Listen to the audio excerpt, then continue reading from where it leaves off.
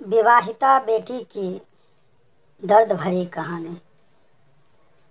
विवाह के बाद पहली बार मायके आई बेटी का स्वागत सप्ताह भर चला।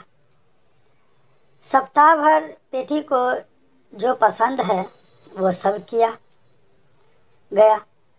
वापस ससुराल जाते समय पिता ने बेटी को एक अति सुगंधित अगरबत्ती का पूरा दिया और कहा कि पुत्री, जब तुम ससुराल में पूजा करोगी तब यह अगरबत्ती जरूर जलाना। माँ ने मंद स्वर में कहा, बिटिया, प्रथम बार मायके से ससुराल जा रही है तो भला कोई अगरबत्ती जैसी चीज़ देता है। पिता ने झट से जेब में हाथ डाला और जेब में जितने भी रुपए थे वो सब बेटी को दे दिए। ससुराल में पहुंचते ही सासू माँ ने बहू का बैग टटोला और पूछा कि तुम्हारे माँ बाप ने विदाई में क्या दिया। कुछ विशेष न मिलने पर उनकी नज़र अगरबत्ती का पूरे पर पड़ी। क्रोधवश सासू माँ ने मुंह बनाकर बहू को बोला कि कल पूजा में अगरबत्ती लगा देना।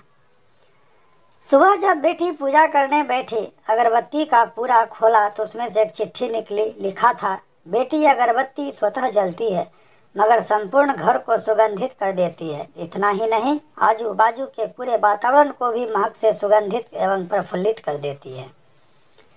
हो सकता है कि तुम कभी पति से कुछ समय के लिए रूठ जाओगी या कभी अपने सास ससुर जी से नाराज हो जाओगी, कभी देवर या ननद से भी रूठोगी, कभी तुम्हें किसी से बातें सुननी भी पड़ जाए या फिर कभी अड़ोस पड़ोसियों के बर्ताव पर तुम्हारा दिल खट्टा हो जाए।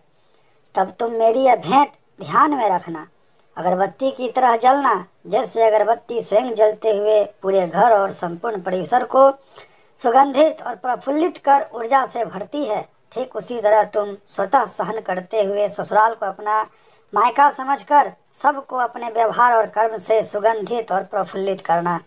बेटी चिट्ठी पढ़कर फपक फपक कर रोने लगी। सासू माँ दौड़ कर आई। पति और ससुर जी भी पूजा कर घर में पहुँच गए। बहू रो रही थी। अरे, हाथ को चटका लग गया क्या? पति ने पूछा। क्या हुआ यह तो बताओ। ससुर जी बोले। सासू माँ आजू बाजू के सामान में कुछ है क्या यह देखने लगी तो उन्हें पिता द्वारा सुंदर अक्षरों में लिखी गई चिट्ठी नजर आई।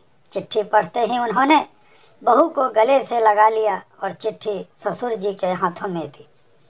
चश्मा न होने की वजह से चिट्ठी बेटे को देकर पढ़ने के लिए कहा। सारी बात समझते ही संपूर्ण घर स्तब्ध हो गया।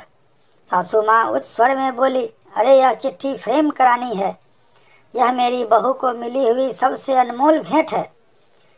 पूजा घर के बाजू में ही इसकी फ्रेम होनी चाहिए और फिर सदैव वह फ्रेम अपने शब्दों से संपूर्ण घर और अगल बगल के वातावरण को अपने अर्थ से महकाती रहे और अंततः अगरबत्ती का पूरा खत्म होने के बावजूद भी। क्या आप भी ऐसे संस्कार अपनी बेटी को देना चाहेंगे? इस कहानी से सीख मिलती है कि बेटियां हमेशा दो कोलों